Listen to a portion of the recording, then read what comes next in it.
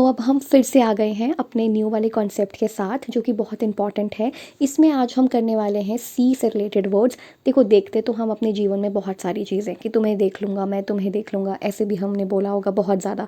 पर यहाँ पे सी का मतलब हम आज सारे देखने से रिलेटेड वर्ड्स करेंगे। जैसे सी है, जैसे कि आपका हो गया सी हो गया, ठीक है, देखना। वॉच हो गया, जैसे बोलते हैं ना, watch this out and all. तो ये सी हो गया, वॉच हो गया, या फिर आप कह सकते हो स्टेयर हो गया। तो ऐसे बहुत सारे शब्द हैं हमारे पास देखने से रिलेटेड। तो आज हम यही वाला टॉपिक करने वाले हैं, जो कि ज़रूरी भी है, क्योंकि हमें इनके छोटे छोटे मतलब जो हैं वो पता होने चाहिए।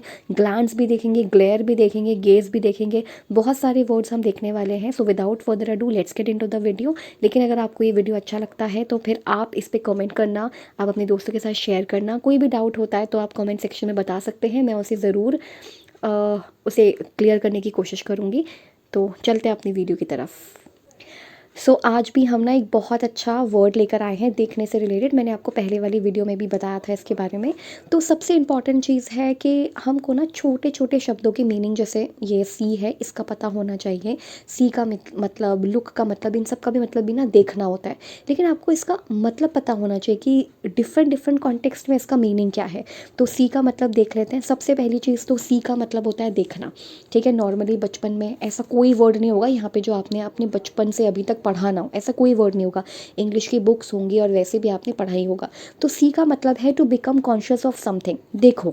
इसका मतलब है, सी का मतलब सिंपली हिंदी में देखो, ठीक है, कि देखो।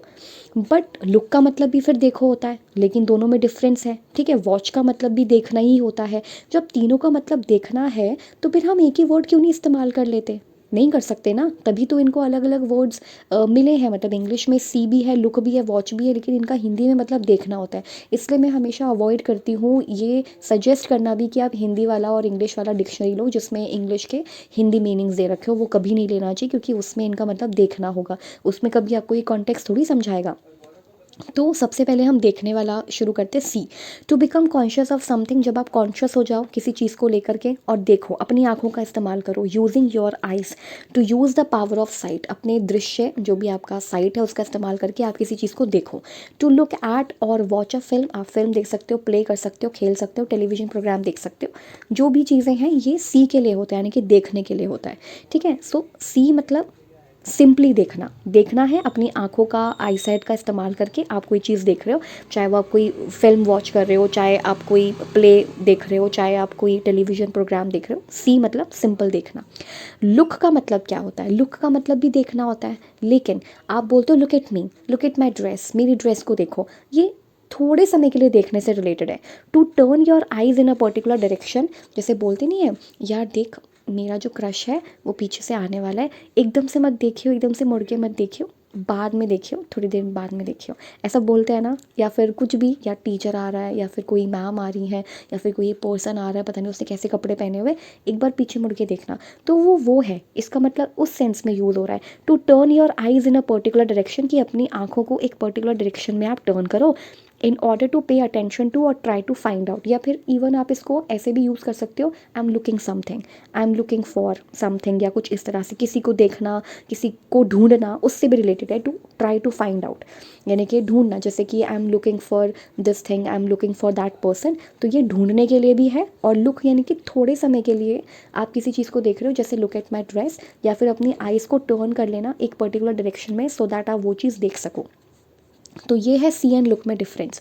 सी का मतलब होता है सिर्फ देखना, सिंपली आप अपनी आई साइट का इस्तेमाल कर रहे हो किसी चीज़ को देखने के लिए, तो वो है सी, यानी कि देखना।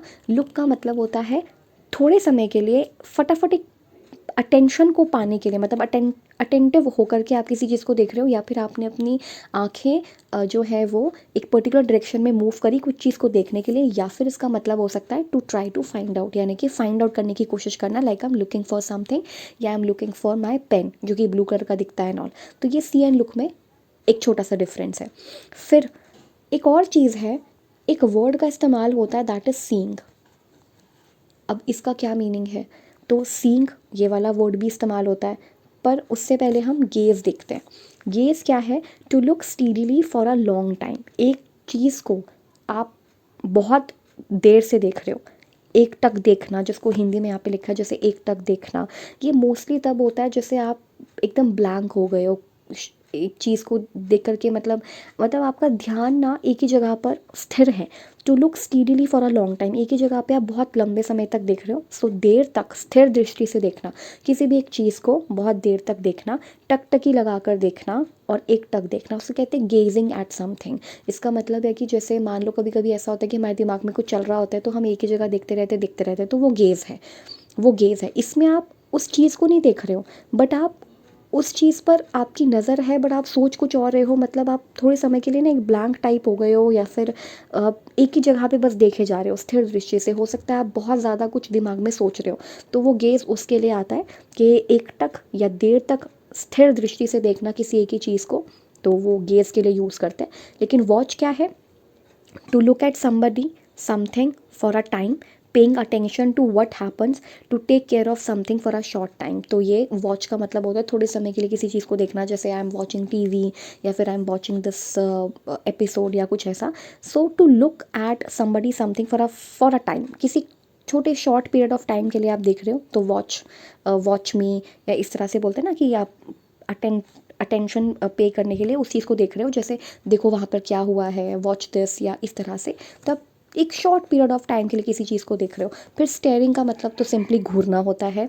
To look at somebody something for a long time, बहुत लंबे समय से एक चीज़ पर देखना, बिकॉज यू आर सरप्राइज्ड, या बहुत ज़्यादा सरप्राइज्ड हो, शॉक्ड हो, तो आप स्टेयर कर रहे हो उस चीज़ के ऊपर, बस देखे जा रहे हो, देखे जा रहे हो। सो तो आपको ये समझ आ गया होगा, to look at somebody something for a long time because you are surprise and shock, यानी कि आप उस चीज़ को बस घूरते जा रहे हो, स्टेयर करते जा रहे हो, देखते जा रहे हो, देखते जा रहे हो।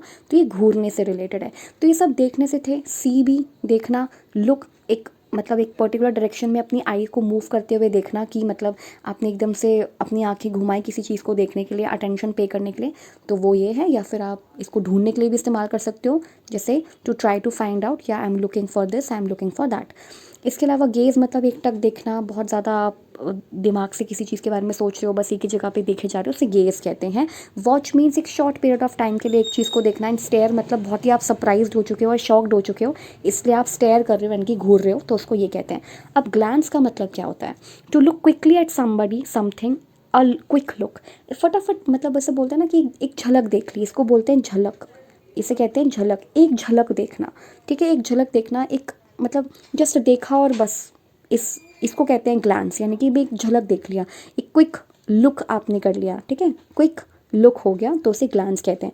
देन ग्लेयर का मतलब होता है बहुत गुस्से में देखना, बहुत गुस्से में देखना। To look at somebody in a very angry way, to shine with strong light that hurts your eyes, तो ये भी हो सकता है कि इतनी तेज़ रोशनी आई कि आपकी आइज़ जो है वो दर्द होने लग गई, हर्ट होने लग गई। और या फिर ग्लेयर का मतलब होता है बहुत एंग्री वे में देखना, जैसे कि जब मेहमान चले जाते हैं तो हम फटाफट सारी चीज़ों पे टूट पड़ते हैं जो उनके लिए रखी थी, तो फिर मम्मी पापा हमें बहुत ऐसे गुस्से वाली नज़रों से देखते हैं, तो इसका मतलब होता है glare. To look at somebody in a very angry way, जब आपको कोई बहुत गुस्से से देखे।